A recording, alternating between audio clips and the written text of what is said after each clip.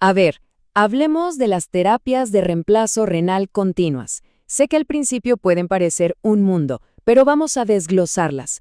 Nos vamos a enfocar en lo que de verdad importa para nosotros, el personal de enfermería en la UCI, la seguridad del paciente, cómo vigilar la terapia y, sobre todo, cómo anticiparnos a los problemas. Miren, este es el plan. Primero, vamos a entender el qué y el por qué de esta terapia. Después, nos metemos con el circuito, dominamos el tema de la anticoagulación, armamos una rutina de vigilancia que no falle y, al final, aprendemos a responder a las alarmas con cabeza, no a solo reaccionar.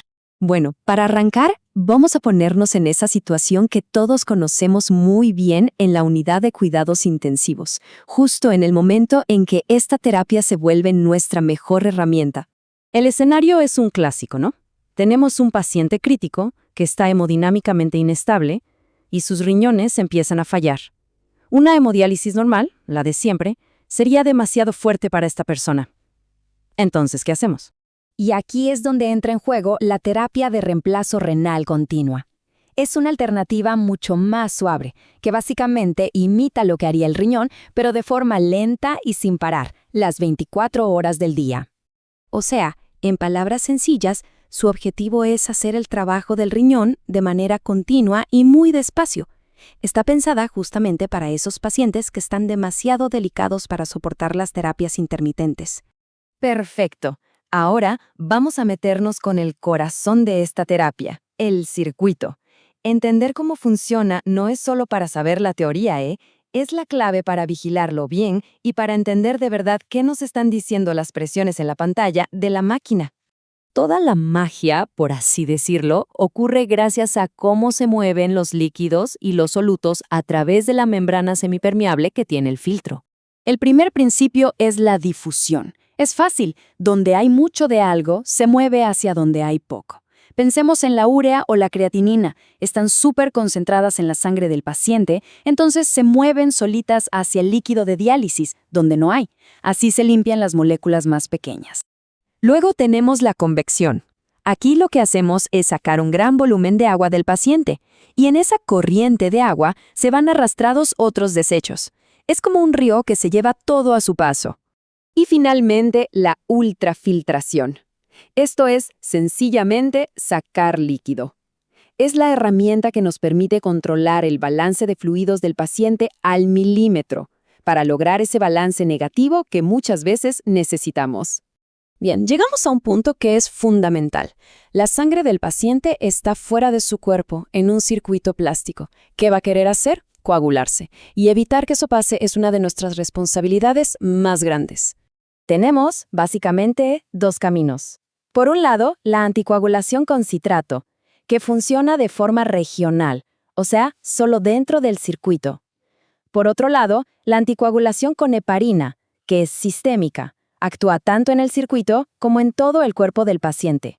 Cuando usamos citrato, hay que estar muy atentos. El cuerpo lo convierte en bicarbonato, y si se acumula, nos puede llevar a una alcalosis metabólica. Esta tabla es como nuestro semáforo, nos dice qué hacer según los niveles de bicarbonato, siempre siguiendo el protocolo, claro. Miren, el citrato funciona atrapando el calcio para que la sangre no coagule. Por eso es vital, de verdad vital, estar midiendo el calcio iónico. Medimos el calcio después del filtro para ver si la anticoagulación funciona, y también en el paciente, para asegurarnos de no provocarle una hipocalcemia. Ahora, si usamos heparina, la historia es otra. Nuestro indicador clave es el PTT. Y acá es un juego de equilibrio. Necesitamos que el filtro esté bien anticoagulado, pero sin pasar de rosca y poner al paciente en riesgo de sangrado. Por eso, los controles de laboratorio son tan seguidos, normalmente cada 4 horas. Muy bien, ya tenemos los conceptos básicos. Ahora, vamos a la práctica. ¿Cómo transformamos todo esto en una rutina de seguridad para nuestro turno? ¿Qué tenemos que checar sí o sí para que todo vaya sobre ruedas? Nuestra ronda horaria es sagrada. Primero, la máquina. ¿Los flujos que están programados son los que realmente están pasando? Segundo, las presiones. ¿Están estables o notamos que van subiendo de a poco? Esa tendencia es una señal de alerta. Tercero, el balance hídrico, hora por hora y el acumulado. Y cuarto, el acceso vascular. Una mirada para asegurar que está permeable, que no hay torceduras ni sangrado. Y hablando de vigilancia, no hay que olvidarse de la vida útil del filtro. En teoría, nos dicen que dura unas 72 horas, pero en la vida real las presiones son las que mandan, y muchas veces nos van a avisar que hay que cambiarlo mucho antes de ese tiempo. Y bueno, llegamos a la parte que siempre sucede, las alarmas y las complicaciones más comunes. Suena una alarma. ¿Cuál es el primer impulso? Bueno, lo principal es no entrar en pánico. Hay que respirar hondo y aplicar un método, un paso a paso, para ver qué está pasando. La causa más frecuente de alarmas por lejos es la coagulación del filtro. Generalmente se va a manifestar con alarmas de presión alta que no se solucionan con un simple silenciar. Nuestra respuesta tiene que ser ordenada. Primero, verificar con los ojos, recorrer todo el circuito buscando algo raro. Segundo, analizar las tendencias de las presiones en la pantalla. ¿Vienen subiendo de a poco? Eso es un dato clave. Tercero, documentar todo lo que encontramos y las alarmas que sonaron. Y cuarto, escalar. Avisar al equipo médico, como dice el protocolo, para decidir si es momento de cambiar el set. Por supuesto, no todo es la coagulación del filtro. Hay que estar siempre con 1000 ojos para detectar hipotensión, signos de infección en el catéter o cualquier desequilibrio de electrolitos o del estado ácido-base. En definitiva, la terapia de reemplazo renal continua es una terapia de vigilancia. La clave no es solo saber cómo apagar un incendio cuando ya empezó, sino ser tan buenos observadores que evitemos que se inicie.